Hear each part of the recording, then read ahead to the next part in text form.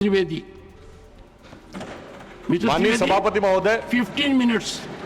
माननीय सभापति महोदय, अभी इस सदन में हमारे साथी गोखले जी द्वारा जो भारत के उस राज्य को रिप्रेजेंट करते हैं जो फाइन आर्ट्स और गरिमा में अपना एक उच्च स्थान रखता है, जिसे बंगाली भद्र लोक कहा जाता है, परंतु आज उस इनिशिएशन के साथ मुझे लगता है उस भद्रता के साथ जो क्रूर मजाक हुआ है उसके ऊपर बात करते हुए मैं पीड़ा के साथ अपना निवेदन प्रारंभ करता हूं। आज हम गृह मंत्रालय के विषय में चर्चा के लिए एकत्र हुए हैं और हमारी सरकार 26 मई 2014 को आने के बाद गृह मंत्रालय की टोन एंड टेनर में क्या परिवर्तन आया, इसे मैं सिर्फ दो वानगी में बताना चाहता हूं।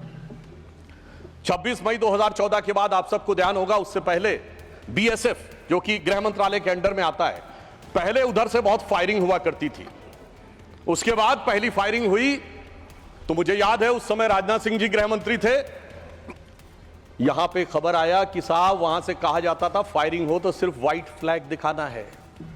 आपको पता है कि उस समय गृह मंत्रालय से संदेश गया बीएसएफ के डीजी को कि अब ये मोदी की सरकार है, अब व्हाइट फ्लैग नहीं दिखाया जाएगा, फायरिंग के ऊपर 4 गुना फायरिंग का जवाब दिया जाएगा। और आप सबने देखा होगा पिछले 10 सालों में सीमा पर फायरिंग में शांति आ गई है। दूसरा उदाहरण देना चाहता हूं, जब हमारी सरकार आई 26 मई 2014 को, उस समय अभी आईबी का उल्लेख हुआ जो गृह मंत्रालय में आती है, इंटेलिजेंस ब्यूरो, उसके चीफ श्री आसिफ इब्राहिम थे जो कांग्रेस पार्टी के शासनकाल में आईबी चीफ बने थे। वैसे तो हम किसी भी अफसर को धर्म जाति के आधार पर नहीं देखते, पर उस समय इस बात का प्रचार किया गया था कि देखिए एक मुस्लिम अधिकारी को आईबी का चीफ बनाया गया। परंतु आज तक का भारत का इतिहास है, जब कोई सरकार बदलती है तो आईबी चीफ 1 महीने से ज्यादा नहीं रहता है। परंतु श्री नरेंद्र मोदी जी की सरकार में श्री आसिफ इब्राहिम का 8 महीने का कार्यकाल था और उन्होंने उसे 8 महीने का कार्यकाल पूरा किया। याद रखना चाहिए कि मोदी जी के कार्यकाल का पहला आईबी चीफ मुस्लिम समाज से था। यह दर्शाता है कि हम समाज के वर्गों को डर पैदा करके साथ में नहीं लेना चाहते, विश्वास पैदा करके साथ में लेना चाहते हैं। आज हमारे गृह मंत्री आदरणीय अमित शाह जी गुजरात का प्रतिनिधित्व करते हैं, प्रधानमंत्री जी उत्तर प्रदेश से प्रतिनिधित्व करते हैं। सभापति जी, यह संयोग भारत के इतिहास में 3 बार बना है। पहली बार जब सरदार पटेल गुजरात से थे और पंडित नेहरू उत्तर प्रदेश से थे तो स्वतंत्रता का काल था। दूसरी बार लाल कृष्ण आडवाणी जी गृह मंत्री थे और अटल बिहारी वाजपेयी जी उत्तर प्रदेश से थे, तब भारत ने 21वीं सदी में प्रवेश किया था। आज जब अमित शाह जी गुजरात से हैं और मोदी जी यूपी से हैं, तो भारत ने अमृत काल में प्रवेश किया है।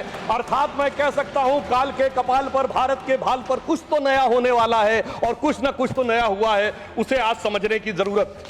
अब मैं बताना चाहता हूं कि गृह मंत्रालय ने इस दरमियान किस किस प्रकार से कार्य किए। मैं 3 प्रकार के कार्य बताना चाहता हूं। एक, वो कार्य जो पिछली सरकारें भी कर रही थी, वो हमने करके दिखाया। दूसरा, वो कार्य जो पिछली सरकारें कर ही नहीं सकती थी, सोच नहीं पाई, वो करके दिखाया। और तीसरे वो कार्य हैं जिसपे पिछली सरकारों ने एड़ी चोटी का जोर लगा दिया कि नहीं हो सकते, वो भी करके दिखाया।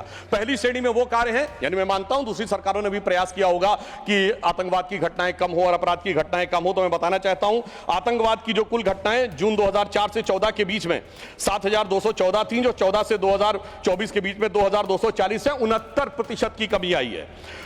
कुल मृत्यु जो नागरिकों की और सिक्योरिटी फोर्सेस की होती थी उसमें 68% की कमी आई है।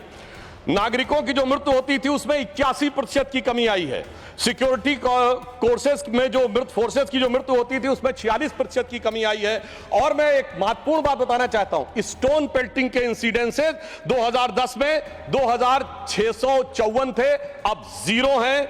ऑर्गेनाइज हड़ताल 0 है, स्टोन पेल्टिंग 0 है, स्टोन पेल्टिंग में जख्मी होने वाले 0 हैं। सभापति महोदय, पत्थर पड़ने के दौर खत्म हो गया, मगर अगर किसी की अकल पे पत्थर पड़ा हो तो उसे बदला हुआ नजारा नहीं दिखाई पड़ता। इसलिए मैं कहना चाहता हूं चश्मा उतारो फिर देखो यारो, दुनिया नई है चेहरा पुराना। महिला सुरक्षा के लिए एक अलग प्रभार बनाया गया। 2018 में इंटीग्रेटेड हेल्पलाइन बनाई गई और 181 हेल्पलाइन को राज्यों और केंद्र शासित प्रदेशों के साथ जोड़ा गया। फोरेंसिक को मजबूत करने के लिए प्रदेश में डीएनए विश्लेषण और साइबर फोरेंसिक की लैब्स भी बनाई गई। मॉडर्नाइजेशन करने के लिए 80 करोड़ की एक अलग मंजूरी दी गई। फोरेंसिक इकोसिस्टम को बेहतर बनाने के लिए 7 नई फोरेंसिक प्रयोगशालाएं बनाने की बात हुई, और जिसमें यूपी, बिहार, उड़ीसा, राजस्थान, छत्तीसगढ़, तमिलनाडु और केरल में, और इसके अतिरिक्त पुणे, गुवाहाटी, भोपाल और कोलकाता की लैब्स को और इंप्रूव करने का कार्य किया गया। ये वो कार्य हैं जो पिछली सरकारों ने सोचा नहीं था वो कर पाए। मैं उदाहरण देना चाहता हूं। एक है सीएए का उदाहरण अभी हमारे साथी ने दिया। मैं याद दिलाना चाहता हूं, इसी संसद में एक वो दौर था जब इनकी नेता ममता बनर्जी जी ने भारत के इतिहास में इकलौती बार जब चेयर के ऊपर फाइल फेंकी थी, किस बात को लेकर कि बांग्लादेशी घुसपैठियों के बारे में चर्चा करने का मौका नहीं दिया जा रहा है। और आज मैं कहना चाहूंगा कितना बड़ा बदलाव दिखता है कि जिन लोगों ने इतना बड़ा कार्य किया था वो आज कितना पीछे हट गए। इसे कहते हैं कि वक्त के साथ इंसान कैसा बदलता है। सीए पे मैं कहना चाहूंगा, सीए गृह मंत्रालय का विषय है, नागरिकता, और यह एक संसद के द्वारा पारित कानून था, परंतु राज्य विधानसभाओं ने उसके खिलाफ प्रस्ताव पारित कर दिया। यह सरासर कानून का उल्लंघन था, सरासर संविधान का उल्लंघन था, और मैं कह सकता हूं इसके द्वारा संविधान खतरे में था। दूसरा मैं उदाहरण देना चाहता हूं, यूएपीए का चेंज किया गया, यानी अब केवल एक संगठन आतंकवादी नहीं होगा, कोई व्यक्ति आतंकवादी होगा तो उसको भी आतंकवादी माना जाएगा। एनआईए एक्ट में आतंकवाद की परिभाषा स्थापित की गई। मृत्यु दंड पर यह संशोधन किया गया कि क्षमा याचना केवल संबंधित व्यक्ति ही कर पाएगा, दूसरा नहीं कर पाएगा। आपदा के लिए विशेष धनराशि की व्यवस्था की गई, और नक्सलवाद को समाप्त करने में अभूतपूर्व सफलता हमें मिली है। अभी दिसंबर के महीने में हमारे गृह मंत्री अमित शाह जी नक्सलवाद प्रभावित क्षेत्र में सीआरपीएफ के कैंप में पूरी रात गुजार कर आए हैं। जो लोग ये कहने का प्रयास करते हैं कि इसको डर और किससे वो, उससे उनको समझने का प्रयास करना चाहिए। अब वो दौर चले गए सभापति महोदय। मुझे याद है 6 अप्रैल 2010 को दंतेवाड़ा में 76 सीआरपीएफ के जवान शहीद हो गए थे, और उसके बाद ऐसे समाचार आते थे कि देश के कुछ विश्वविद्यालयों में शहीद जवानों के प्रति नहीं, नक्सलवादियों के समर्थन में कार्यक्रम हो रहे थे। वो दौर अब समाप्त हो गया। अब तीसरी श्रेणी में बताना चाहता हूं, वो काम आते हैं, किए हैं गृह मंत्रालय ने, जो पिछली सरकारें कहती रही कि ये नहीं हो सकता, नहीं हो सकता, वो करके दिखाया। धारा 35A, धारा 370। मैं कह सकता हूं जब सरदार पटेल गृह मंत्री थे, राज्यों का महकमा उनके पास था, वो कश्मीर की कसक जो रह गई थी, वो कसक अगर आज समाप्त हुई है तो अगस्त 2019 में अमित शाह जी के शासनकाल में वह समाप्त हुई है।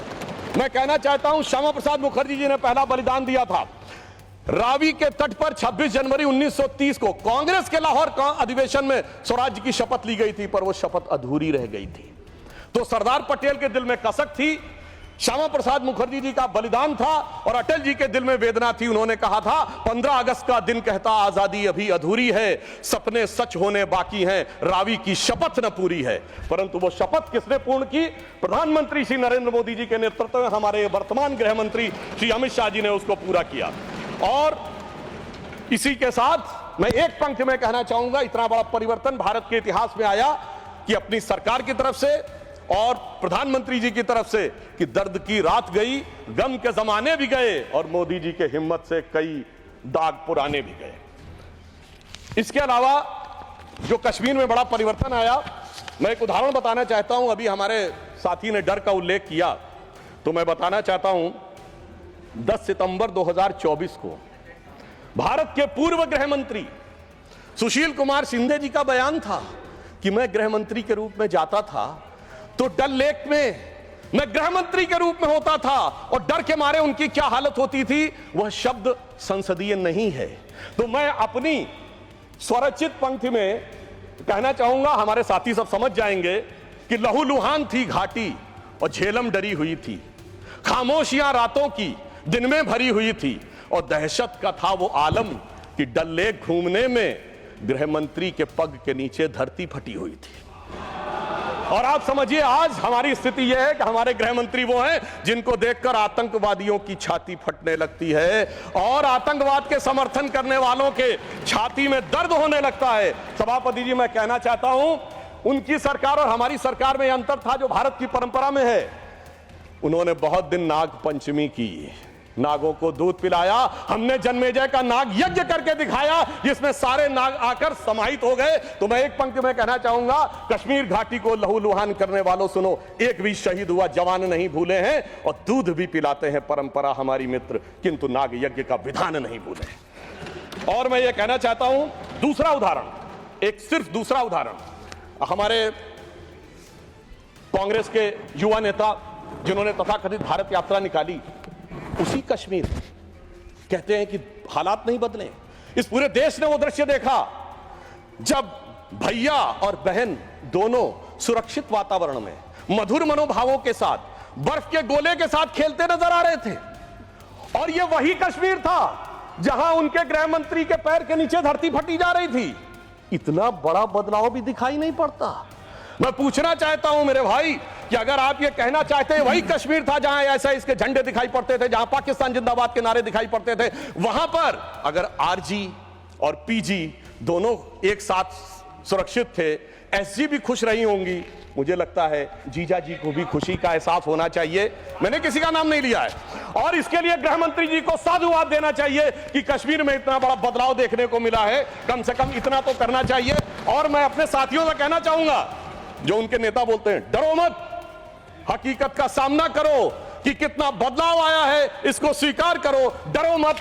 डरने का काम देश के विरोधियों के लिए छोड़ दो हमारी सरकार ने। इसके अलावा हमारी सरकार के समय में इंडियन पैनल कोड को भारतीय न्याय संहिता के रूप में जो बदलाव किया गया वो एक महत्वपूर्ण बात है। परंतु मैं सभापति महोदय यह भी बताना चाहूंगा कि जब भी किसी चीज की तुलना हो तो तुलनात्मक होनी चाहिए।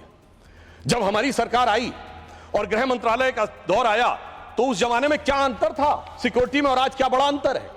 राष्ट्रीय सुरक्षा सबसे प्रमुख दायित्व है। जैसा कि हमारे साथी ने कहा, लॉ एंड ऑर्डर तो स्टेट का सब्जेक्ट है, पर राष्ट्रीय सुरक्षा गृह मंत्रालय की बात मैं पूछना चाहता हूं। हमारी सरकार आने से पहले दिल्ली में धमाके नहीं होते थे क्या? मुंबई में नहीं होते थे? चंडीगढ़, गुवाहाटी, लखनऊ, फैजाबाद, जयपुर, नागपुर, हैदराबाद, कौन सा ऐसा शहर का जहां धमाके नहीं होते थे? चलती ट्रेन में धमाके, चलते बस में धमाके, लोकल ट्रेन में धमाके, और लिखा रहता था बस अड्डे पे धमाका, रेलवे स्टेशन पे धमाका, लिखा रहता था छूना नहीं, धमाका हो जाएगा। मगर इसके बावजूद आज वो केवल दक्षिण कश्मीर के 4 जिलों तक सीमित हो गया है। इसके बावजूद इतना बदला हुआ नजारा नजर नहीं आता है। यह दर्शाता है कि कितना पूर्वाग्रह की दृष्टि है। और यह भी मैं बताना चाहता हूं, इस सरकार, पिछली सरकार के शासनकाल में जांच के अंदर किस प्रकार का कार्य हुआ, मैं 2 चीजों का उदाहरण देना चाहता हूं। समझौता एक्सप्रेस केस दुनिया के इतिहास का इकलौता केस होगा कि पहले वहां सरकार जांच कर रही थी कि पाकिस्तान ने कराया, अचानक यू टर्न ले लिया और तथाकथित हिंदू आतंकवाद पे आ गए। किस आधार के ऊपर? आरोपी के रूप में असीमा आनंद जी का जेल में इंटरव्यू। मैं पूछना चाहता हूं जेल में इंटरव्यू कैसे हुआ? बजाय इंटरव्यू लेने वाले पे कार्रवाई होने के पुलिस के सामने दिया गया बयान एडमिसिबल नहीं होता है और इंटरव्यू के आधार के ऊपर चेंज कर दिया। जबकि डेविड कोलमैन हेडली की तीसरी पत्नी फौजिया का अमेरिका में दिया इंटरव्यू है जिसमें सीधे सीधे उसने कहा कि यह पाकिस्तान का इन्वॉल्वमेंट था। दूसरा उदाहरण देना चाहता हूं, इशरत जहां केस।